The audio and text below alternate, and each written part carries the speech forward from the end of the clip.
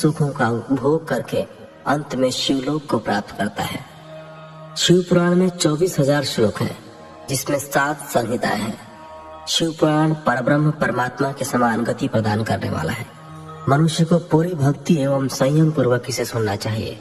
जो मनुष्य प्रेम पूर्वक नित्य इसको वांचता है या इसका पाठ करता है, वह निसंदेह पुण्यात्मा है। भगवान शिव उस विद्वान पुरुष पर प्रसन्न होकर उसे अपना धाम प्रदान करते हैं। प्रतिदिन आदर पूर्वक शिव पुराण का पूजन करने वाले मनुष्य संसार में संपूर्ण भोगों को भोग कर भगवान शिव के पद को प्राप्त करते हैं। वे सदा सुखी रहते हैं। शिव पुराण में भगवान शिव का सर्वस्व है। इस लोक और परलोक में सुख की प्राप्ति के लिए आदर पूर्वक इसका सेवन करना चाहिए। यह निर्मल शिव पुराण धर्म, अर्थ, काम और मोक्ष रूप चारों पुरुषार्थों को देने वाला है।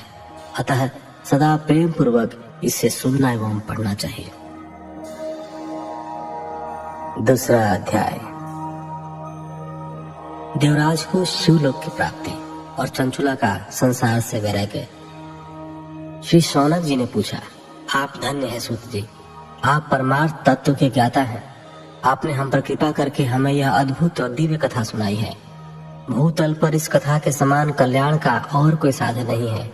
आपकी कृपा से यह बात हमने समझ ली है। सूत जी, इस कथा के दौरान कौन से पापी शुद्ध होते हैं, उन्हें कृपा पूर्वक बताकर इस जगत को कृतार्थ कीजिए। सूत जी बोले, मुने, जो मनुष्य पाप, दुराचार तथा काम, क्रोध, मद, लोभ में निरंतर डूबे रहते हैं, वे भी शिव पुराण पढ़ने अथवा सुनने से शुद्ध हो जाते हैं तथा उनके पापों का पूर्णतया नाश हो जाता है। इस विषय में मैं तुम्हें एक कथा सुनाता हूँ। बहुत पहले की बात है। किरातों के नगर में देवराज नाम का एक ब्राह्मण रहता था। वह ज्ञान में दुर्बल, गरीब, रस बेचने वाला तथा वैदिक धर्म से विमुख था। वह स्नान संध्या नहीं करता था तथा उसमें वैश्यवृत्ति बढ़ते ही जा रही थी। वह भक्तों को ठगता था। उसने अनेक मनुष्यों को मारकर उन सबका धन हड़प लिया था। उस पापी ने थोड़ा सा भी धन धर्म के काम में नहीं लगाया था। वह वेश्यागामी तथा आचार भ्रष्ट था। एक दिन वह घूमता हुआ दैव योग से प्रतिष्ठानपुर, जो कि फिलहाल के झूसी प्रयाग में, वहां जा पहुंचा। वहां उसने एक शिवालय देखा जहां बहुत से साधु महात्मा एकत्र हुए थे। देवराज वहीं ठहर गया। वहां रात में उसे ज्वर आ गया, अर्थात बुखार आ गया और उससे बड़ी पीड़ा होने लगी।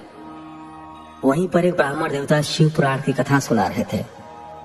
ज्वर में पड़ा देवराज भी ब्राह्मण के मुख से